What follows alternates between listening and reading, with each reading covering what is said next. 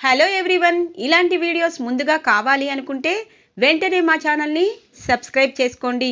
Upcoming రివ్యూలోకి వెళ్ళిపోదాం. Episode start అవ్వంగానే Rudrani స్వప్న శ్రీమంతంలో కనకం ఫ్యామిలీని ప్రతి విషయంలోనూ ఇబ్బంది పెడుతూ ఉంటుంది కదా. కనకం మాత్రం రుద్రానికి తగిన గుణపాఠమే చెప్తూ ముందుకు వెళ్తూ ఉంటుంది. రాజ్, కావ్య, స్వప్న ఎంతో ఇష్టంగా నగలను 10 లక్షలు పెట్టి కొంటుంది కదా. అవి అక్కడే విసిరేసి వెళ్ళడం గుర్తు చేసుకుంటూ ఆ నగలని దుగ్గిరాల ఇంటివారు గిఫ్ట్గా ఇస్తున్నట్టు స్వప్నకి శ్రీమంతపు వేడుకలో అవి గిఫ్ట్గా ఇస్తారు. ఇక రుద్రాని ఆ విషయంలో కూడా తప్పుపడుతూ కావ్యరాజుని నిలదీస్తూ ఉంటుంది. మాకు మాత్రం సరైన తిండి పెట్టకుండా మీ అక్కకి మాత్రం నగలని కావాలనే చేయించావు. అసలు మీ అక్క చెల్లెళ్ళు చాలా ప్లాన్లు వేస్తున్నారు అని చెప్పడంతో రాజ్ మాత్రం అస్సలు ఊరుకోడు. చూడత్తా, ప్రతి విషయంలోనూ మా అత్తగారి ఇంటికి వచ్చి ఇలా గొడవ పెట్టడం మీకు అలవాటయింది. ఇందులో కళావతి తప్పేమీ లేదు. స్వప్న ఇష్టంగా కొనుక్కుంది.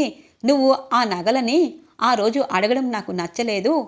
అందుగురించే ఇవి గిఫ్ట్గా ఇస్తానని చెప్పి కళావతికి నేను మందలించి మరీ ఈ నగలని స్వప్నకి ఇవ్వమన్నాను.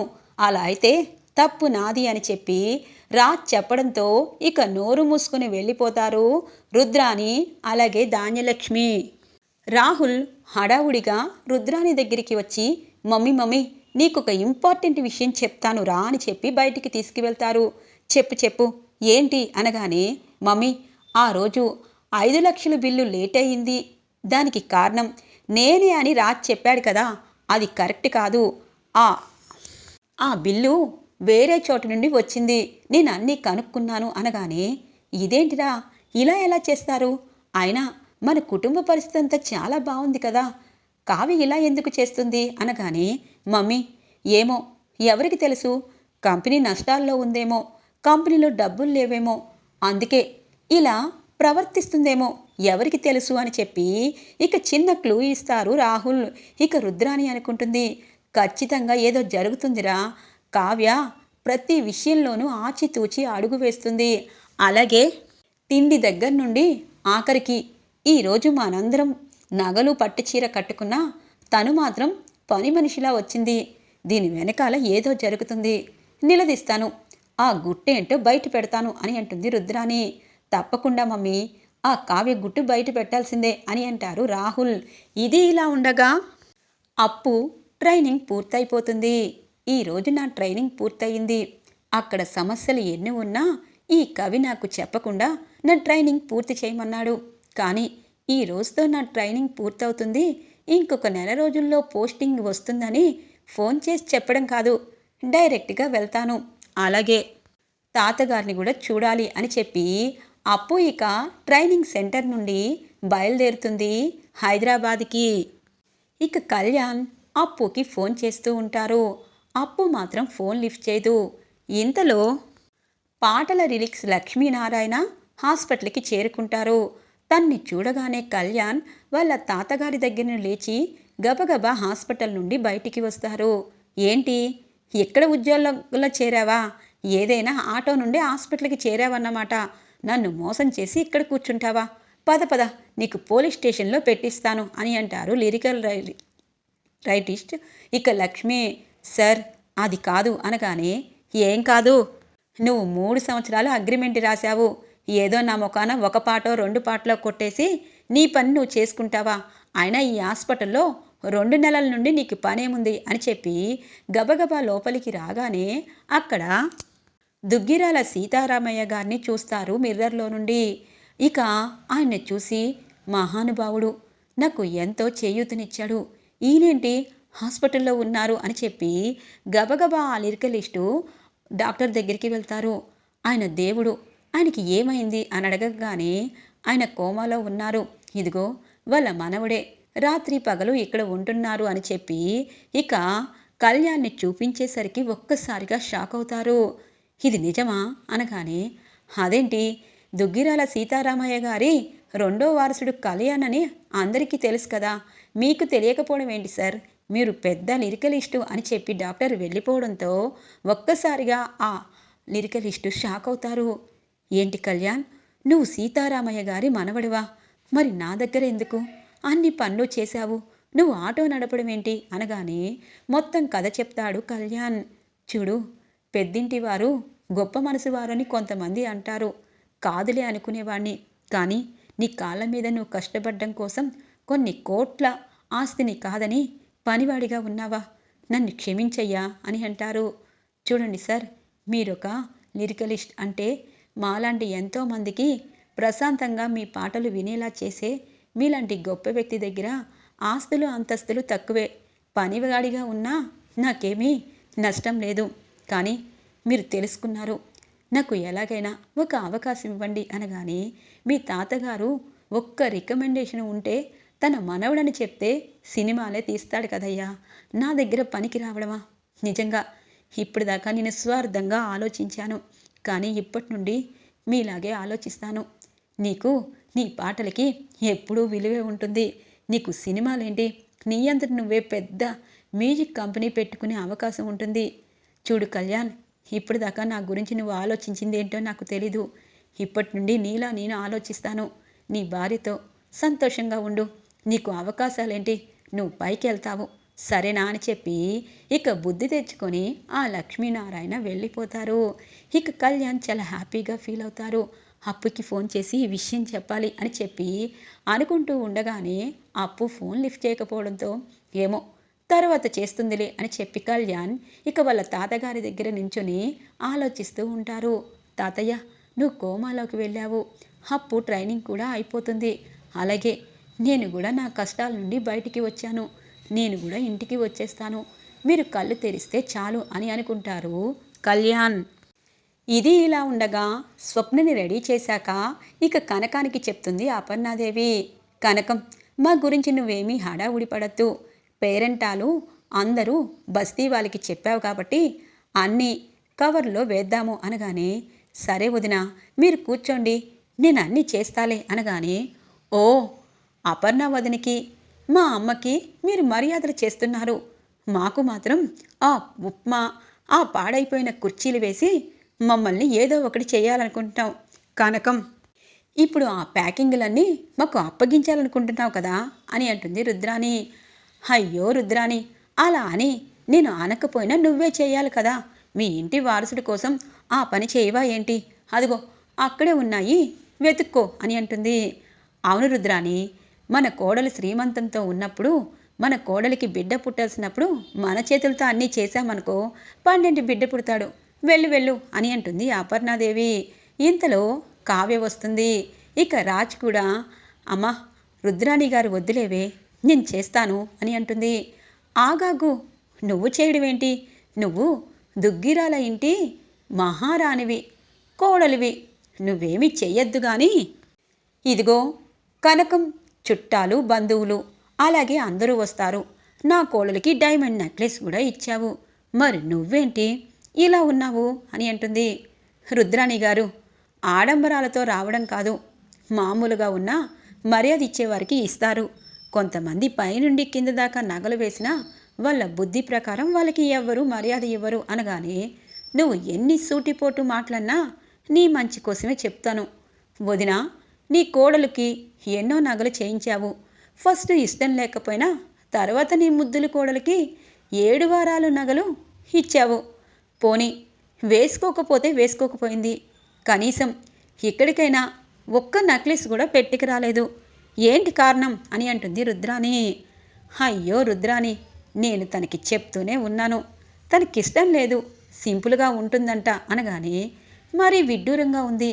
సరే, ఆ నగలన్నీ అసలు ఉన్నాయో లేవో అన్న డౌట్ కూడా నాకు వస్తుంది. ఎందుకంటే ఇంత సింపుల్గా ఉండడం నేను చూడలేను. ఇంతకీ నగలు లేవని డౌట్ వస్తుంది అని అంటుంది రుద్రాణి. ఒక్కసారిగా టెన్షన్ పడుతుంది ఇక కావ్య. హలో కావ్య, టెన్షన్ ఎందుకు? నగలు వేసుకోకపోతే వేసుకోలేదు, కనీసం నగలు ఎక్కడున్నాయో అన్నది చెప్పు అని అంటుంది. అత్త, నగల గురించి నీకెందుకు? కళావతి సింపుల్గా ఉంటాను అంది, ఉంది, ఇక దానికోసం ఎందుకు లాగుతావు అనగానే అయ్యో ఇంతగా కావ్యకి నువ్వు సపోర్ట్ ఇస్తావని అస్సలు అనుకోలేదు రాజ్. ఎందుకంటే నువ్వు దుగ్గిరాల ఇంటి వారసుడివి. మా స్వప్నకే 10 లక్షలు గిఫ్ట్ ఇచ్చావు. మరి పట్టుకున్న భార్య నల్ల పూసలు మాత్రమే వేసుకుంటే ఎలా అన్నావు?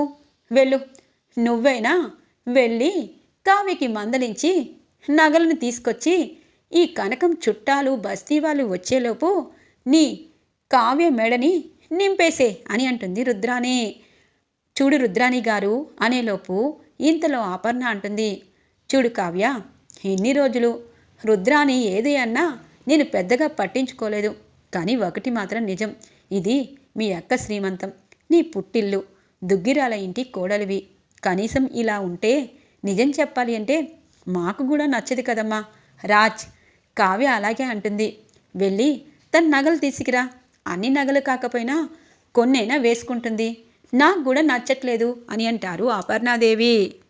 మమ్మీ అది కాదు అనేలోపు వెళ్తున్నావా లేదా అని అంటుంది. సరే మమ్మీ అనేలోపు కావ్య టెన్షన్ పడుతూ ఉంటుంది.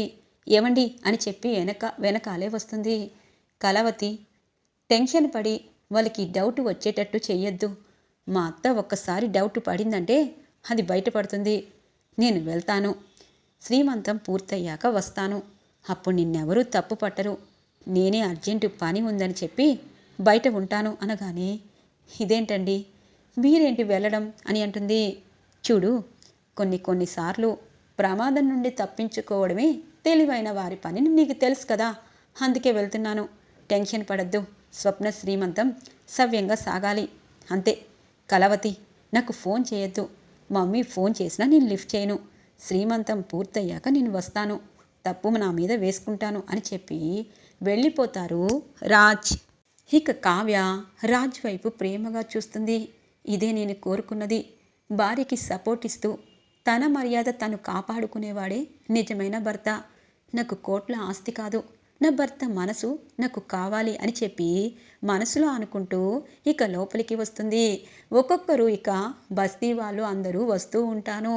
స్వప్నకి ఇక మంచి చీర నగలు వేసి కుర్చీలో కూర్చోపెడతారు ఇక అందరూ. ఇక రాహుల్, రుద్రాని అందరూ ఇక స్వప్నకి గాజులు, పూలు, పళ్ళు అన్నీ ఇచ్చి బస్తీ వారందరూ కూడా ఇక స్వప్న అందాన్ని, కనకాన్ని, కావ్యని పొగుడుతూ ఉంటారు. అప్పు పోలీస్ ట్రైనింగ్ అయ్యాక కనకం నీ కుటుంబానికి ఒక అండాదండ ఉంటుంది. దుగ్గిరాల వారే నీ ఇంటికి వచ్చారు అంటే నిజంగా నీ కూతుర్లు మంచితనం అని చెప్పి ఇక బస్తీ వాళ్ళంతా కనకం ఫ్యామిలీని, స్వప్నని అలాగే కావ్యని పొగుడుతూ ఉంటారు. ఏంటి వెళ్ళిన రాజ్ ఇంకా రాలేదు వదిన అనగానే, అమ్మ కావ్య, రాజ్కి ఫోన్ చెయ్యి అని అంటుంది. అత్తయ్య, ఆయన బయలుదేరారంట అని చెప్పి ఊరికినే చెప్తుంది కావ్య. ఇది ఇలా ఉండగా రాహుల్కి ఆఫీస్ నుండి ఫోన్ వస్తుంది. అంటే ఏంటి, ఇప్పుడు 20 కోట్లు కట్టాలా కంపెనీ వారు, ఎలాగా అనగానే, సార్ మీ ఉప్పు తిన్నాను కాబట్టి మీకు చెప్తున్నాను. మీకు ఒకటి తెలుసా, దుగ్గిరాల సీతారామయ్య గారు తన ఫ్రెండ్కి నమ్మి 100 కోట్లకి షూరిటీ సంతకం పెట్టారు. అందుకే ఆ డబ్బుని అప్పు తీర్చడం కోసం రాజ్, కావ్య సారు వాళ్ళతో ఒప్పందం చేర్చుకున్నారు. 1 నెల 20 కోట్లు కట్టేశారు. ఇప్పుడు 2వ నెల వచ్చింది, కంపెనీలో ఉన్నారు, వాళ్ళ ఫోన్ లిఫ్ట్ చేయటం లేదు అనగానే ఒక్కసారిగా రాహుల్ షాక్ అవుతారు. అంటే తాతయ్య తెలివి తక్కువతనంతో మోసపోయాడని ఆ మోసాన్ని బయట పెట్టకుండా వీళ్ళిద్దరూ ఇలా కవర్ చేస్తున్నారా? ఇంత పెద్ద విషయం ఈ రాహుల్ గాడికి తెలిసింది. ఇక కావ్యరాజ్ దుగ్గిరాల ఇంటి నుండి పోవడమే. మమ్మీ మమ్మీ అని చెప్పి ఇక రుద్రానికి మొత్తం సంగతి చెప్తారు. అబ్బా, కరెక్ట్ టయానికి కరెక్ట్ విషయం తెలిసింది. అంటే ఆస్తులన్నీ ఆ ముసలోడు వాడికెవడికో అప్పనంగా షూటీ సంతకం పెడితే మా నాన్న పరువు కాపాడడం కోసం ఎంతగా వీళ్ళు ఇంట్లో కండిషన్ పెడతారా? ఇప్పుడు వీళ్ళ పరువు మొత్తం బయట పెడతాను అని చెప్పి రుద్రాని శ్రీమంతం పూర్తవగానే ఎవరికి వాళ్ళు వెళ్ళిపోతారు. దుగ్గిరాల ఫ్యామిలీ మాత్రమే వస్తుంది. ఇక రాజ్ కూడా ఆఫీస్కి ఫోన్ చేస్తే అక్కడున్న బ్యాంకు వారు కనకం వాళ్ళ ఇంట్లో ఉన్నట్టు చెప్పడంతో కనకం ఇంటికి వస్తారు ఆ బ్యాంకు వారు. ఇక స్వప్న శ్రీమంతం పూర్తవగానే ఇక స్వప్న పైకి లేచేలోపు అందరూ స్వప్న, నువ్వు వెళ్ళి ఆ నగలు పట్టు చీర అన్నీ జాగ్రత్తగా దాచుకో. ఎందుకంటే ఇంకాసేపట్లో అవి కూడా తీసుకునేవారు వస్తారు అని అంటుంది రుద్రాణి. రుద్రాణి, ఎందుకు ప్రతి విషయంలోనూ ఇలా మాట్లాడుతున్నావు? నీ కోడలి శ్రీమంతం నీకు ఇష్టం లేదు. ఎప్పుడు ఏదో ఒకటి మాట్లాడతావు. శ్రీమంతం పూర్తయింది. కనకం తనకున్న స్తోమతతో అందరికీ అన్నీ చక్కగా చేసింది. ఇక ఇంటికి వెళ్దాము అనగానే, అమ్మా, వదిన, అన్నయ్యలు, ఇక ఇల్లేంటి, వాళ్ళకాడేంటి, అంతా అయిపోయింది. ఇదిగో నాన్న నాన్న అని చెప్పి నాన్న పరువు కోసం ఒక మనిషిని నమ్మేసి మన ఆస్తినంతా తగలేశాడు నీ మొగుడు అని అంటుంది రుద్రాణి. రుద్రాణి అని అంటుంది అపర్ణాదేవి. ఏంటదినా, ఇంతకుముందు నువ్వు ఆస్తిపాస్తులు ఉన్న ఒక మహారాణివి. ఇప్పుడు నీ వెనకాల అప్పులు మాత్రమే ఉన్నాయి. ఆ అప్పుల్ని తీర్చడానికి రోజో వేషం వేస్తుంది నీ కోడలు, నీ కొడుకు. ఇంకాసేపట్లో అయిపోయిందా శ్రీమంతం, నగలు ఇప్పుడు ఎందుకని అంటాడు. నగలని, కార్లని, ఇంటి ఆస్తి పేపర్లని సగానికి సగం అప్పులు కట్టడానికే సరిపోతుంది. తినడానికి కూడా లెక్కలు వేస్తుంది నీ కోడలు. నాన్న తన ఫ్రెండ్ చేతిలో మోసపోయి ఇప్పుడు కోమాలో కూర్చున్నాడు. ఆ ముసలోడి పరువు కోసం వీళ్ళు ఇబ్బంది పెడుతున్నారు. ధాన్యలక్ష్మి, చిన్నన్నయ్య, మీ చేతికి 2 అల్యూమినియం పళ్ళాలు ఇప్పుడు ఇవ్వబోతున్నారు అని అంటుంది రుద్రాణి. ఒక్కసారిగా ఇందిరాదేవి, అపర్ణాదేవి అందరూ షాక్ అయిపోతారు. రుద్రాణి, నువ్వు చెప్తున్నది అబద్ధం అనగానే, కావాలంటే ఇక్కడే నించున్న శిలాప్రతిమలాగా సీతాదేవి అనుకుంటున్న ఈ కోడల్ని అడుగు. నేను చెప్పింది తప్పో ఒప్పో తెలుస్తుంది. నేను నీ ఇంటి నుండే వెళ్ళిపోతాను నాది తప్పైతే అని అంటుంది కావ్య. రుద్రాణి చెప్పింది నిజమా? నా భర్త వేరే వారి చేతిలో మోసపోయాడా అని అంటారు ఇందిరాదేవి. అమ్మమ్మగారు, మీరు ఆవేశపడద్దు, అన్నీ మేము చూసుకుంటాము, ఆయనకి ఫోన్ చేస్తాను అనగానే, నిజం చెప్పు అనగానే నిజం చెప్తుంది ఇక కావ్య. ఇంతలో బ్యాంక్ మేనేజర్లు వస్తారు, రాజ్ కూడా వస్తారు. రాజ్ సార్, మీరు మీ తాతగారి అప్పుని నెల నెల తీరుస్తాము అంటే మేము మీ ఆస్తుల్ని జప్తు చేసుకోలేదు. కానీ ఈ రోజుకి 15 రోజులు పూర్తయింది. 1 నెల 20 కోట్లు పే చేశారు. ఇప్పుడు 20 కోట్లు మీరు పూర్తి చేయలేదు. అందుకే మీ ఇంటిని మేము ఆల్రెడీ జప్తు చేశాము. ఇక మీరు వచ్చే నెలకు కూడా ఏదైనా ఆస్తులు ఉంటే ఖచ్చితంగా ఇప్పుడే ప్రిపేర్ చేసుకోండి అని చెప్పి బ్యాంకు వారు వెళ్ళిపోతారు. ఇక దుగ్గిరాల ఫ్యామిలీకి ఏం చేయాలో అర్థం కాదు. ఇక అపర్ణాదేవి, ఇందిరాదేవి కావ్యరాజ్ దగ్గరికి వస్తారు. నానమ్మ, తాతయ్య, జరిగింది. కానీ తాతయ్య పరువు కోసం, మీ ఇంట్లో ఎవరు ఇబ్బంది పడకుండా ఉండడం కోసం మేము ఈ పని చేశాము. కానీ ఈ రుద్రాణి గారిని పెంచారు కానీ ఒక విషనాగుని పెంచామని మీరు అనుకోలేదు అనగానే, ఇక ఇందిరాదేవి, తాతయ్య, మీ తాతయ్య పరువు కోసం మీరు అందరితో మాటలు అనిపించుకుంటూ మీరు ఇలా ఉన్నారా? నిజంగా నిజంగా మీ తాతయ్య మిమ్మల్ని విలువలతో పెంచారు. తన ఆస్తిని వేలంపాట వేయకుండా ఇలా కాపాడుకున్నారు. మనం ఎక్కడున్నా ఆయన పరువు కోసమే ఉండాలి. మనకి ఇల్లు లేకపోయినా పర్వాలేదు అనగానే, ఇక సుభాష్, ప్రకాష్ అందరూ కావ్యరాజ్ చేసిన పనికి బాధపడుతూ ఇక ఇంటిలోపలికి వెళ్లకుండా కనకం ఇంటిలోనే ఉండాలని డిసైడ్ అవుతారు. ఇక రుద్రానికి ఏం చేయాలో అర్థం కాదు. ఇదేంటి, ఆస్తిపాస్తుల కోసం ధాన్యలక్ష్మి గొడవ పడుతుందనుకుంటే ఇప్పుడు ఈ కొంపలోనే ఉండేటట్టు అయిపోయింది. ఇప్పుడు ఎలా అని చెప్పి ఆలోచిస్తూ ఉంటుంది. రుద్రాణి గారు, వెళ్ళాలంటే మీరు సంపాదించిన, మీ కొడుకు సంపాదించిన ఆస్తి ఏమనంటే వెళ్ళిపోండి. 10 రోజులు మా అమ్మ వాళ్ళ ఇంట్లో ఉండి మేము ఎలా బ్రతకాలని ఆలోచించాక అప్పుడు మీరు రండి అని అంటుంది కావ్య. ఈరోజు ఎపిసోడ్ ఇలా ఇంట్రెస్టింగ్గా ఎండ్ అవుతుంది ఫ్రెండ్స్. రాబోయే ఎపిసోడ్స్ కోసం మా ఛానల్ని సబ్స్క్రైబ్ చేసుకోండి. Thanks for watching friends.